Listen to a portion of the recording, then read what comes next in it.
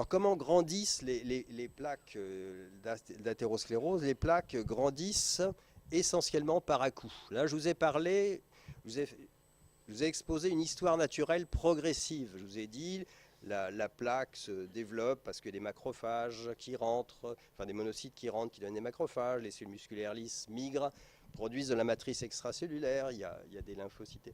Tout ça est une croissance progressive et lente sur des années et des années en pathologie humaine. Mais, et ça, en pathologie humaine, vous ne le voyez pas parce que c'est asymptomatique, donc vous n'avez aucune raison d'explorer les malades. Mais quand vous suivez des malades vasculaires ou cardiovasculaires, parce que c'est l'athérosclérose des coronaires, à ce moment-là, ils sont malades et à ce moment-là, vous faites de l'imagerie. Et vous suivez souvent, vous avez l'occasion de faire chez certains malades plusieurs artériographies, plusieurs coronarographies dans le temps, espacées de quelques semaines, parfois de plusieurs années. Qu'est-ce que vous constatez sur ces imageries successives? Eh bien, souvent, les plaques d'athérosclérose dans certains territoires vont grossir brutalement. Et ça, ce n'est pas compatible avec l'histoire naturelle que je vous ai décrite. Cette croissance brutale par à-coup très importante, eh bien, est la traduction de complications, de l'organisation de complications, comme la thrombose ou l'hémorragie intraplaque qui s'organise. Le sujet fait cette complication qui passe souvent inaperçue, mais si vous faites de l'imagerie, vous apercevez que la plaque, en quelques mois ou peu d'années, eh bien, a grossi considérablement. Quels sont les facteurs de risque de l'athérosclérose? Ça, vous l'apprendrez mieux en clinique qu'ici, mais vous le savez déjà, puisqu'on vous dit qu'il ne faut pas fumer, il faut avoir une activité physique, etc. Voilà, donc les facteurs de risque, eh bien, sont les inducteurs des lésions. Ils agissent sur les cellules impliquées, en particulier l'endothélium. Alors, sur des arguments épidémiologiques, les facteurs de risque indépendants majeurs, vous le savez, c'est l'âge, c'est le sexe masculin, c'est l'hypertension artérielle, l'hyperlipidémie, le tabagisme, le diabète, etc. Ils sont synergiques. Vous reverrez ça très bien en médecine, en cardiologie. Chose importante à savoir, l'athérosclérose, c'est très fréquent. À partir d'un certain âge, tous les individus ont des plaques d'athérosclérose, mais les plaques d'athérosclérose ne siègent pas n'importe où. Je vous l'ai dit d'emblée, c'est une lésion de l'intimat des artères de gros et de moyen calibre. L'aorte, quels sont les sièges de ces lésions? C'est l'aorte, surtout l'aorte abdominale. Ce sont les coronaires épicardiques. Pas les coronaires à l'intérieur du muscle cardiaque, là, ça ne va pas jusque-là. Les coronaires épicardiques. Les premiers centimètres des branches de l'aorte à destinée viscérale, par exemple l'artère rénale, qui est une artère très importante en pathologie vasculaire. Et bien là, sur l'artère rénale, vous pouvez voir de l'athérosclérose au début de l'artère rénale, au niveau de l'ostium, ou à 1-2 cm. Mais si vous avez une lésion de sténose qui est très distale, sur l'artère, sur le tronc de l'artère rénale ou au niveau de la bifurcation dans l'huile, il y a peu de chances que ce soit de l'athérosclérose. Ça va être une autre maladie, probablement. Hein, je ne vous dis pas jamais, mais c'est moins probable, moins fréquent. L'athérosclérose siège vraiment sur le début des artères viscérales. On retrouve l'athérosclérose sur les artères sous-clavières, les artères iliaques, et puis les artères des membres, membres supérieurs jusqu'à à peu près le tiers supérieur de l'huméral, et puis pour les membres inférieurs, le tiers supérieur des axes de jambes, sous la poplité, mais pas plus bas. Quand vous avez des calcifications sur un cliché des mains ou des pieds, des calcifications sur l'arcade palmaire ou plantaire, ce n'est pas de l'athérosclérose, c'est une autre maladie artérielle. Et puis bien sûr, c'est grave, eh bien, on retrouve de l'athérosclérose sur les artères cervicales, intra- et extra-crâniennes. L'athérosclérose a été définie pendant longtemps par une définition qui a toute sa valeur. Elle est vraie, elle n'est pas fausse, hein, mais c'était une définition qui était statique, qui ne reconnaissait qu'un seul type de lésion. Et l'OMS disait l'athérosclérose, c'est une association variable de remaniement de l'intimat des artères de gros et moyen calibre, tout ce que je vous ai dit jusqu'à présent, avec accumulation focale de lipides, de glucides, complexes, de sang, etc., de calcaire, de fibrose. Voilà, donc un seul type de lésion, on ne savait pas d'où ça venait et puis on ne savait pas comment ça allait évoluer. On ne mentionnait pas les plaques compliquées. Donc pendant longtemps, on en est resté à cette définition qui est purement descriptive, mais qui est statique et qui ne reconnaît qu'un seul type de lésion. Les progrès sont venus lorsque les pathologistes se sont mis à faire des études en population. Jusqu'à présent, l'OMS avait tiré cette définition parce qu'ils avaient étudié, les pathologistes avaient étudié, ou les les médecins vasculaires avaient étudié des artères qui provenaient de sujets âgés, qui étaient malades de maladies cardiovasculaires, c'était ou des pièces opératoires ou des autopsies, voilà. Mais en abordant une étude, une recherche des lésions d'athérosclérose de façon systématique dans la population générale et en s'intéressant aux tranches d'âge jeunes qui n'étaient pas morts de maladies cardiovasculaires, mais qui étaient morts d'accidents de la route ou de violences, eh bien, les pathologistes, donc essentiellement donc des pathologistes médico-légaux qui ont étudié les artères de façon systématique avec une méthodologie d'épidémiologiste, ont mis en évidence eh bien, une histoire naturelle et une naissance des plaques d'athérosclérose. Et donc tout ça a été piloté par un célèbre pathologiste médico-légal qui est Starry, pathologiste américain. Et ces études, menées par lui, par son équipe et puis par d'autres, avec la même méthodologie, eh bien, ont permis de décrire dans la population générale, pas uniquement chez les sujets âgés et malades ou morts, eh bien, dans la population générale, l'extension et la prévalence des lésions. L'extension, c'est-à-dire, pour un individu donné, je regarde son aorte, il est mort, j'ouvre son aorte, je regarde, et il y a environ 1% de son aorte qui est occupé par de l'athérosclérose.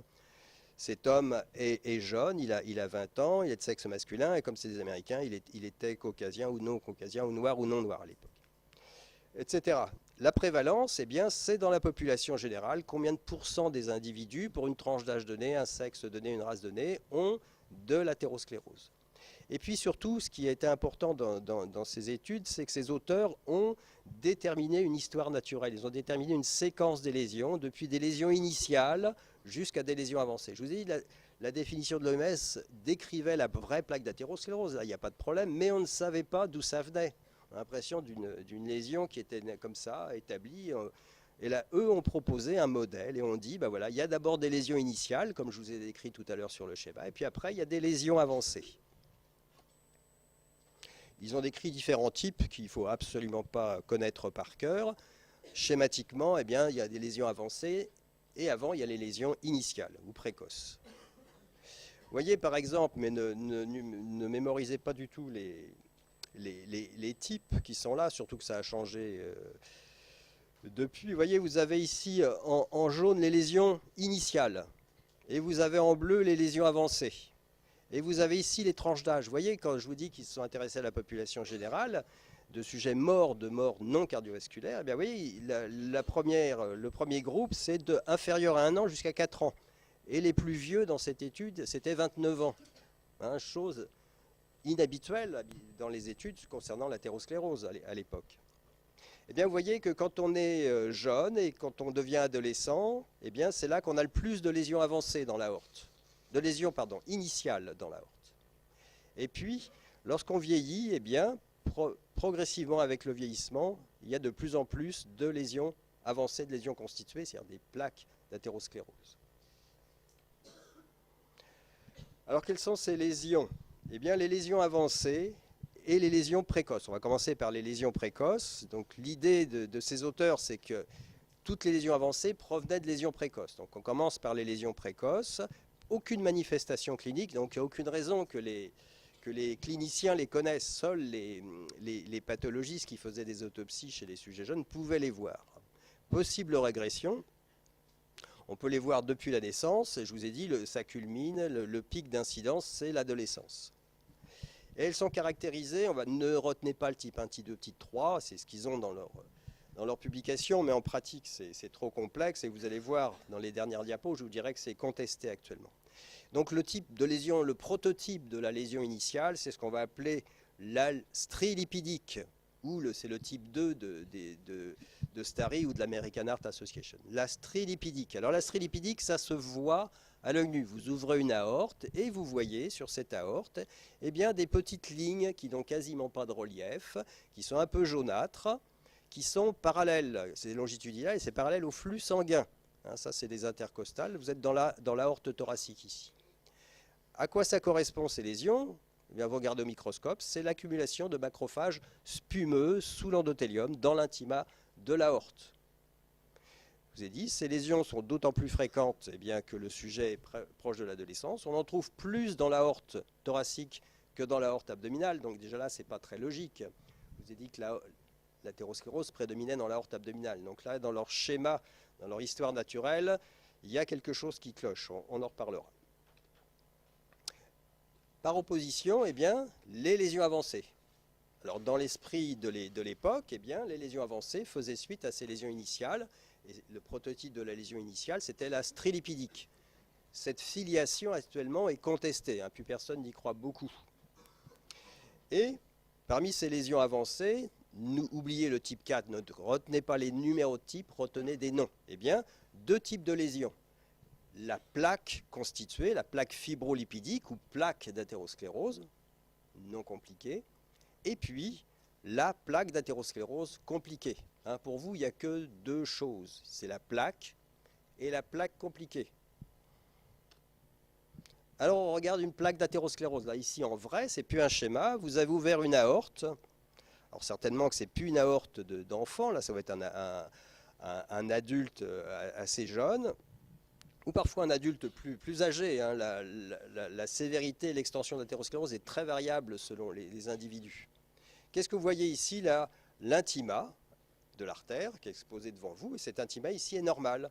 Par contre ici elle n'est pas normale. Ici elle n'est pas normale. Vous avez une plaque d'athérosclérose, une petite plaque d'athérosclérose. Vous voyez, ces lésions sont focales.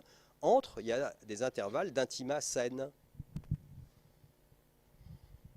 Si vous prenez un couteau et vous coupez cette plaque et vous regardez la tranche, vous avez ça. Vous avez encore une fois, je le répète, une lésion focale. Ici, c'est une intima fine et saine. Ici, une intima fine et saine. Et entre les deux, une lésion focale qui est en relief. Alors le relief ici est accentué de façon artefactuelle parce que le tissu n'est plus perfusé, il n'y a plus de pression. Comme l'artère est une artère élastique, ça se rétracte. Et donc ça vous donne une majoration du caractère saillant. Quoi qu'il en soit, cette lésion a du relief et elle a surtout du volume. Cette lésion est constituée, comme dans le schéma, par un centre lipidique et par une chape fibreuse. Ça, c'est la média. Voilà, d'accord ? Donc, dans la vraie vie, c'est comme dans le schéma, c'est la plaque fibrolipidique, la plaque d'athérosclérose. Si vous regardez au microscope, qu'est-ce que vous voyez? Dans le centre lipidique, vous voyez des lipides. Là, il n'y a plus de cellules, il y a des lipides. Ils ont été dissous par les solvants d'histologie. Et vous voyez des cellules géantes, des cellules spumeuses. Tout ça, c'est des macrophages. Hein. Si vous colorez la matrice extracellulaire par un colorant du collagène, eh bien, vous voyez la chape fibreuse qui entoure le centre lipidique. Et en surface, on ne voit pas les cellules parce que c'est un colorant de la matrice extracellulaire, mais c'est lisse. C'est une plaque qui n'est pas compliquée.